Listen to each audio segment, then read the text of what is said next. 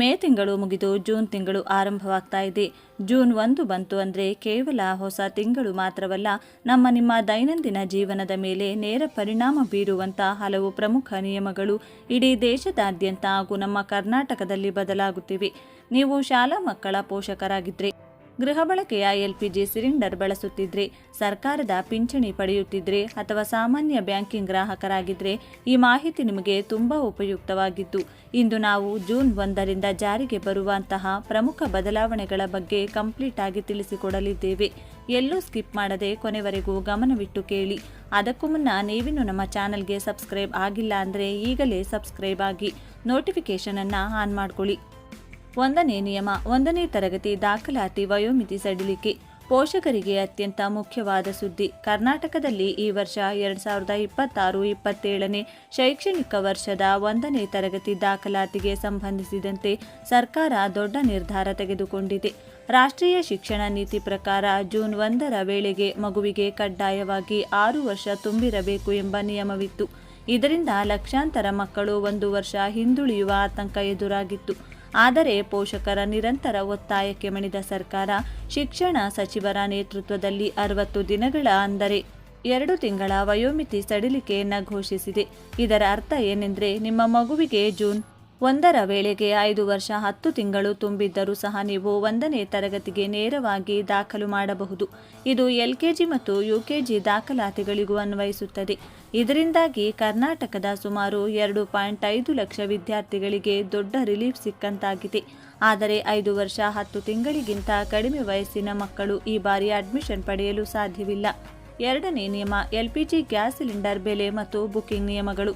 ಪ್ರತಿ ತಿಂಗಳ 1ನೇ ತಾರೀಕಿನಂತೆ ಈ ಬಾರಿಯೂ ಸಹ ಜೂನ್ 1ರಂದು ಬೆಳಿಗ್ಗೆ ತೈಲ ಕಂಪನಿಗಳು ಗೃಹ ಬಳಕೆಯ ಮತ್ತು ವಾಣಿಜ್ಯ ಬಳಕೆಯ LPG ಗ್ಯಾಸ್ ಸಿಲಿಂಡರ್ಗಳ ಹೊಸ ದರವನ್ನು ಪ್ರಕಟಿಸಲಿವೆ.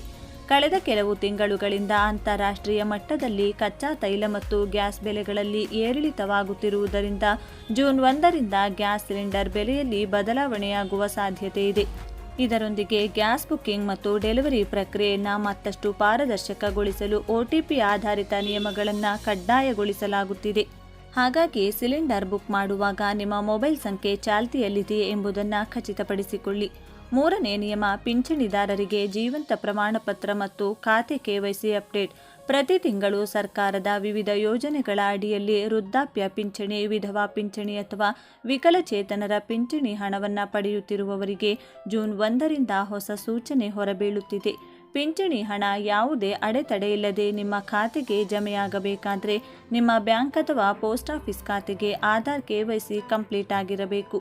ಜೂನ್ ತಿಂಗಳಿನಿಂದ ಪಿಂಚಣಿ ವಿತರಣಾ ವ್ಯವಸ್ಥೆಯನ್ನು ಮತ್ತಷ್ಟು ಕಠಿಣಗೊಳಿಸಲಾಗುತ್ತಿದ್ದು, ಯಾರ ಖಾತೆಗೆ KYC ಅಥವಾ ಜೀವಂತ ಪ್ರಮಾಣಪತ್ರ ಸರಿಯಾಗಿ ಲಿಂಕ್ ಆಗಿಲ್ಲವೋ ಅಂಥವರ ಪಿಂಚಣಿ ಹಣ ತಡೆಹಿಡಿಯಲ್ಪಡುವ ಸಾಧ್ಯತೆ ಇರುತ್ತದೆ. ಆದ್ದರಿಂದ ತಕ್ಷಣವೇ ನಿಮ್ಮ ಹತ್ತಿರದ ಗ್ರಾಮ 1 ಅಥವಾ ಬ್ಯಾಂಕಿಗೆ ಭೇಟಿ ನೀಡಿ ಇದನ್ನು ಪರಿಶೀಲಿಸಿಕೊಳ್ಳಿ. 4ನೇ ನಿಯಮ, ಕರಾವಳಿಯಲ್ಲಿ 61 ದಿನಗಳ ಮೀನುಗಾರಿಕೆ ನಿಷೇಧ. ಈ ಪ್ರಮುಖ ಬದಲಾವಣೆ ನಮ್ಮ ಕರ್ನಾಟಕದ ಕರಾವಳಿ ಜಿಲ್ಲೆಗಳಾದ ಮಂಗಳೂರು, ಉಡುಪಿ ಮತ್ತು ಕಾರವಾರ ಭಾಗದ ಜನರಿಗೆ ಸಂಬಂಧಿಸಿದ್ದು. ಜೂನ್ 1ರಿಂದ ಕರಾವಳಿಯುದ್ದಕ್ಕೂ ವಾರ್ಷಿಕ 61 ದಿನಗಳ ಕಾಲ ಯಾಂತ್ರೀಕೃತ ಮೀನುಗಾರಿಕೆಯನ್ನು ಸಂಪೂರ್ಣವಾಗಿ ನಿಷೇಧಿಸಲಾಗುತ್ತಿದೆ. ಈ ನಿಷೇಧವು ಜೂನ್ 1ರಿಂದ ಜುಲೈ 31ರವರೆಗೆ ಜಾರಿಯಲ್ಲಿರಲಿದೆ. 5ನೇ ನಿಯಮ, FD ನಿಯಮಗಳು ಮತ್ತು TDS ಬದಲಾವಣೆ. ಈ ನಿಯಮ ಬ್ಯಾಂಕಿಂಗ್ ವಲಯಕ್ಕೆ ಸಂಬಂಧಿಸಿದ್ದು. ನೀವು ಬ್ಯಾಂಕ್ಗಳಲ್ಲಿ ಫಿಕ್ಸ್ಡ್ ಡೆಪಾಸಿಟ್ ಇಟ್ಟಿದ್ದರೆ ಅಥವಾ ಹೊಸದಾಗಿ ಇಡಲು ಪ್ಲಾನ್ ಮಾಡುತ್ತಿದ್ದರೆ ಜೂನ್ ತಿಂಗಳಿಂದ TDS ಕಡಿತದ ನಿಯಮಗಳು ಮತ್ತಷ್ಟು ಕಠಿಣವಾಗುತ್ತಿವೆ. ನಿಮ್ಮ FD ಮೇಲಿನ ಬಡ್ಡಿಯ ಆದಾಯವು ನಿಯಮಿತ ಮಿತಿಗಿಂತ ಹೆಚ್ಚಿದ್ರೆ ಬ್ಯಾಂಕುಗಳು ಪ್ಯಾನ್ ಕಾರ್ಡ್ ಲಿಂಕ್ ಆಧಾರದ ಮೇಲೆ ನೇರವಾಗಿ ಹೆಚ್ಚಿನ TDS ಕಡಿತಗೊಳಿಸಲಿವೆ. ಹಾಗಾಗಿ ನಿಮ್ಮ ಬ್ಯಾಂಕ್ ಖಾತೆಗೆ ಪ್ಯಾನ್ ಮತ್ತು ಆಧಾರ್ ಲಿಂಕ್ ಆಗಿದೆ ಎಂಬುದನ್ನು ಜೂನ್ 1ರ ಒಳಗಾಗಿ ಒಮ್ಮೆ ಕ್ರಾಸ್ ಚೆಕ್ ಮಾಡಿಕೊಳ್ಳಿ. ಇಲ್ಲದಿದ್ದರೆ ನಿಮ್ಮ ಗಳಿಕೆಯ ಬಡ್ಡಿಯಲ್ಲಿ ಭಾರಿ ನಷ್ಟ ಅನುಭವಿಸಬೇಕಾಗಬಹುದು. 6ನೇ ನಿಯಮ, ಇಂಧನ ಹಾಗೂ CNG ದರ ಏರಿಕೆಯ ಪ್ರಭಾವ. ವಾಹನ ಸವಾರರ ಜೇಬಿಗೆ ಕತ್ತರಿ ಬೀಳುವ ಸುದ್ದಿ. ದೇಶದ ಪ್ರಮುಖ ನಗರಗಳಲ್ಲಿ ಸಿಎನ್ಜಿ ದರಗಳನ್ನು ಸತತವಾಗಿ ಹೆಚ್ಚಿಸಲಾಗುತ್ತಿದೆ. ಇದರ ಬಿಸಿ ಜೂನ್ ಆರಂಭದಿಂದ ಇತರ ರಾಜ್ಯಗಳಿಗೂ ತಟ್ಟುವ ಸಾಧ್ಯತೆ ದಟ್ಟವಾಗಿದೆ.